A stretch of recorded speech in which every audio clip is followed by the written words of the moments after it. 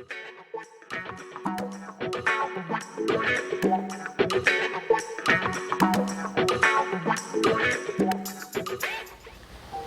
Friends, welcome back to mom and dad's world. मैं हूं कामना। लास्ट वीडियो में हमने बात की थी कि विंटर्स के लिए यानी कि सर्दियों में बच्चों के लिए 10 एसेंशियल आइटम्स कौन सी होनी चाहिए।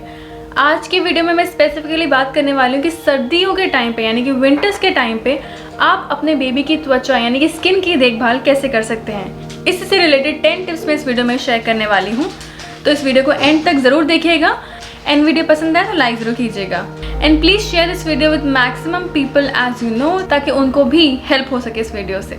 अगर अभी तक आपने मेरे चैनल को सब्सक्राइब नहीं किया है then do subscribe to my channel and साथ में एक नोटिफिकेशन का बेल आइकन है वो दबाना मत भूलिएगा, ताकि मेरे चैनल के सारे अपडेट्स आपको फटाफट से आ जाए। तो आइए बिना किसी डिले के शुरू करते हैं।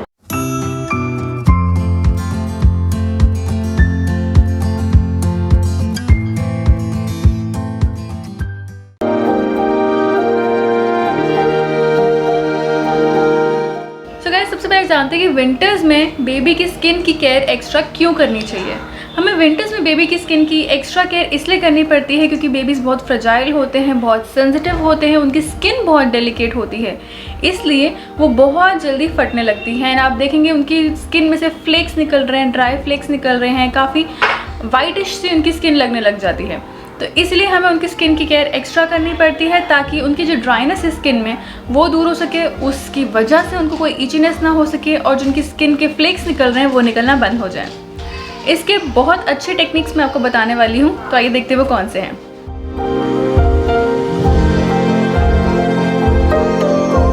तो गाइस, सबसे पहला पॉइंट है मसाजिंग। लोगों का ये मानना है कि सर्दियों में बच्चों की मसाज नहीं करनी चाहिए, जबकि ऐसा बिल्कुल नहीं है।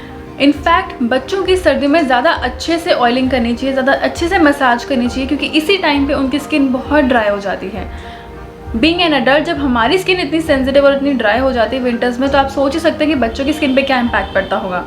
इसलिए हर रोज़ ऑयल मसाजिंग बहुत ज़रूरी है, लेकिन इसमें आपको स्पेसिफिकली ध्यान ये रखना है कि आप जब अपने बेबी की मसाजिंग करेंगे, ऑयल मसाजिंग करेंगे, उस टाइम पे रूम का टेम्परेचर बहुत ठंडा नहीं होना चाहिए। आप ऐसा टाइम चूज़ कीजिए दिन में जहाँ पे या तो बहुत नॉर्मल टेम्परेचर हो दिन का, या फिर अपने रूम में ऑयल हीटर्स चला करके फिर उसकी मसाज कीजिए ताकि उसको ठंड ना लगे। सेकेंड इज़, आपको बहुत ध्यान रखना पड़ेगा कि आप कौन सा ऑयल यूज़ कर रहे हैं बेबी मसाजिंग के लिए। मैं अपनी बेबी के लिए जो यूज़ करती हूँ वो फिगारो या आलमंड ऑयल यूज़ करती हूँ सर्दियों के टाइम पे। अगर आप चाहें तो आलमंड ऑयल, फिगारो या फिर सरसों का तेल भी इस्तेमाल कर सकते हैं। ये तेल सर्दियों के लिए बहुत अच्छे रहते हैं। ध्यान रखिएगा, आपको कोकोनट ऑयल बिल्कुल यूज़ नहीं करना है सर्दियों में, क्योंकि वो बहुत ठंडा होता है नेचर में, तो बच्चों को ठंड लगने के चांसेस बहुत जल्दी हो जाते हैं। इसलिए बेटर है आप इनमें से कोई भी ऑयल इस्तेमाल कर सकते हैं। थर्ड थिंग, जनरली लोग सर्दियों में अपने बच्चे को नहलाते कम हैं, यानी कि 2 या 3 दिन के गैप में या फिर ऑल्टरनेट डेज़ के गैप में अपने बच्चों को नहलाते हैं। अगर आप ऐसा करते हैं तो इसमें कोई हार्म नहीं है, डेफिनेटली आप वो कर सकते हैं। आप एज अ पेरेंट ज़्यादा अच्छे से जानते हैं अपने बेबी के बारे में कि उसको ठंड लग सकती है कि नहीं। बट इस चीज़ का ध्यान ज़रूर दें कि अगर आप किसी स्पेसिफिक दिन पे अपने बेबी को बात नहीं दे रहे हैं तो उस टाइम पे आप उसका स्पॉन्ज ज़रूर कीजिए। स्पॉन्ज का मतलब है कि आप नॉर्मल ल्यूक वार्म वाटर लीजिए, उसके अंदर थोड़ा सा टॉवल डिप करके अपने बेबी की स्किन को हल्का सा वाइप कीजिए उस पानी से, ताकि जो भी जर्म्स हैं, डस्ट पार्टिकल्स हैं, मिट्टी है, वो सारे आपके बेबी की स्किन से निकल जाएं एंड वो बिल्कुल फ्रेश फील करें। चौथी चीज़ इसका आपको ख्याल रखना है कि जनरली लोग सर्दियाँ आते ही अपने बच्चों को गर्म पानी से नहलाना शुरू कर देते हैं। अच्छी बात है, गर्म पानी से नहलाना चाहिए, बट आपको एक चीज़ का बहुत ज़्यादा ध्यान रखना है, वो ये है कि पानी बहुत ज़्यादा गर्म नहीं होना चाहिए। हमें लगता है एज अ पेरेंट कि गर्म पानी होगा तो बेबी के लिए ठीक है, उसको ज़ुकाम नहीं होगी, सर्दी नहीं होगा एंड वो बिल्कुल कंफर्टेबल कोजी रहेगा।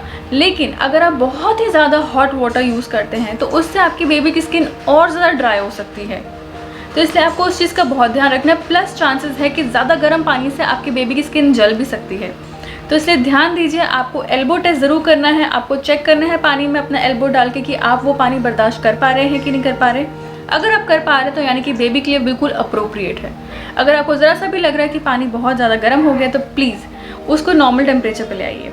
फिफ्थ पॉइंट जो आपको ध्यान रखना है वो है आपको हर रोज़ अपनी बेबी की स्किन मॉइस्चराइज करनी ज़रूरी है। आप ये सोच रहे होंगे ऑयलिंग तो हमने कर ही दिया, अब मॉइस्चराइज का क्या काम है। ऑयलिंग करने के बाद आप अपने बेबी को स्पॉन्ज या बाथ करा देते हैं, तो जितना भी ऑयल लगा होता है उसकी बॉडी में वो सब निकल जाता है। तो अब आपको क्या करना है, बाथ के बाद यानी कि नहलाने के बाद या स्पॉन्ज बाथ के बाद आपको अपने बेबी को मॉइस्चराइज ज़रूर करना है, क्योंकि जब हम नहाते हैं तो हमारी स्किन और साबुन लगने की वजह से ड्राई हो जाती है या फिर गर्म पानी की वजह से ड्राई हो जाती है। तो उस ड्राइनेस को दूर करने के लिए मॉइस्चराइजिंग बहुत ज़रूरी है। अब उसके लिए आप डिफरेंट मॉइस्चराइज़र यूज़ कर सकते हैं। मैं अपनी बेबी के लिए जो यूज़ कर रही हूँ वो कर रही हूँ सीटाफिल का बॉडी लोशन। ये बहुत अच्छा है और सेंसिटिव स्किन के लिए बहुत अच्छी रहती है ये क्रीम। साथ में फेस के लिए मैं अवीनो का मॉइस्चराइज़र यूज़ कर रही हूँ। ये सेंसिटिव स्किन के लिए बहुत अच्छी क्रीम रहती है एंड मैं काफ़ी टाइम से इस्तेमाल करती आ रही हूँ। सो अगर आप चाहें तो आप देख सकते हैं अपने बेबी के लिए। इन सब का लिंक मैं डिस्क्रिप्शन बॉक्स में डाल दूँगी, just in case you want to check this out. बढ़ते हैं अगले पॉइंट की तरफ। आपको सर्दियों में ध्यान रखना है कि आप अपने बेबी की डाइट में लिक्विड का इंटेक बढ़ा दें। जनरली सर्दियों में हम लोग पानी बहुत कम पीते हैं, उसका कंजम्पशन बहुत कम हो जाता है, लेकिन ऐसा आपके बच्चे के साथ नहीं होनी चाहिए, क्योंकि जितना वो कम पानी पिएगा उतनी ही स्किन उसकी ड्राई होती रहेगी। तो आप किसी भी फॉर्म में, चाहे वो नॉर्मल वाटर नहीं पी सकता या नहीं पीना चाहता, तो आप उसको किसी और फॉर्म में दे सकते हैं। जैसे आप उसको सूप दे सकते हैं या दाल का क्वांटिटी आप बढ़ा सकते हैं। किसी भी फॉर्म में आप बस उसको लिक्विड का इंटेक ज़्यादा दीजिए, उससे स्किन पे ग्लो आएगा अलग से। 7 पॉइंट, हर पेरेंट अपने घर में हीटर ज़रूर रखता है जब उनके घर में एक छोटा नन्हा मुन्ना मेहमान आता है, लेकिन हमें एक चीज़ का ध्यान रखना है, वो ये है कि आपको नॉर्मल हीटर इस्तेमाल नहीं करना है। नॉर्मल हीटर जो है आपके कमरे का जितना भी ह्यूमिडिटी होती है, जितना मॉइस्चर होता है, वो सक कर लेता है एंड ख़त्म कर देता है, जिसकी वजह से आपकी बेबी की स्किन बहुत ज़्यादा ड्राई हो जाती है। आपको इस्तेमाल करना चाहिए oil heater. Oil heater absolutely appropriate होता है, उसमें रूम का टेम्परेचर अच्छे से गर्म भी होता है, स्किन ड्राई भी नहीं होती और रूम में जो ह्यूमिडिटी होती है वो भी मेंटेन रहती है। Then 8th point is, generally जब सर्दियाँ आती हैं तो बेबी के लिप्स चैप हो जाते हैं, यानी कि होंठ छिलने फटने लगते हैं। तो ऐसे सिचुएशन में क्या करें? ऐसे सिचुएशन में सबसे अच्छा होम रेमेडी है कि उसको घर का गरम गरम देसी घी उनके होठों पे लगाएं। गरम गरम का मतलब ये नहीं है कि बिल्कुल एकदम गरम घी उनके होठों पे लगाना है। जब घी मेल्ट हो जाए या फिर आपके फुलके पे या पराठे पे जब घी लगा हुआ है, वो अपने उंगली से निकाल करके आपके बेबी के लिप्स पे लगा लीजिए एंड उसको ओवरनाइट छोड़ दीजिए, यानी कि रात को सोते वक्त लगा लीजिए, या दिन में अगर बहुत ज़्यादा ड्राइनेस हो तो दिन में 3 से 4 बार भी आप लगा सकते हैं। उससे आप देखेंगे नेचुरली आपके बेबी की जो लिप्स हैं वो बिल्कुल ठीक हो जाएंगे, बिना किसी मेडिसिन या फिर बिना किसी लिप बाम के। Then 9th point is, generally जब हम हीटर्स इस्तेमाल करते हैं काफ़ी ड्राइनेस हो जाती है रूम में, तो उससे आपके रूम की जो ह्यूमिडिटी होती है, जो मॉइस्चर होता है, वो ख़त्म हो जाता है। तो उसको मेंटेन करने के लिए अगर आप कर सकते हैं तो आप एक ह्यूमिडिफायर को परचेज ज़रूर कीजिए और उसको रेगुलर इंटरवल्स पे चलाते रहिए।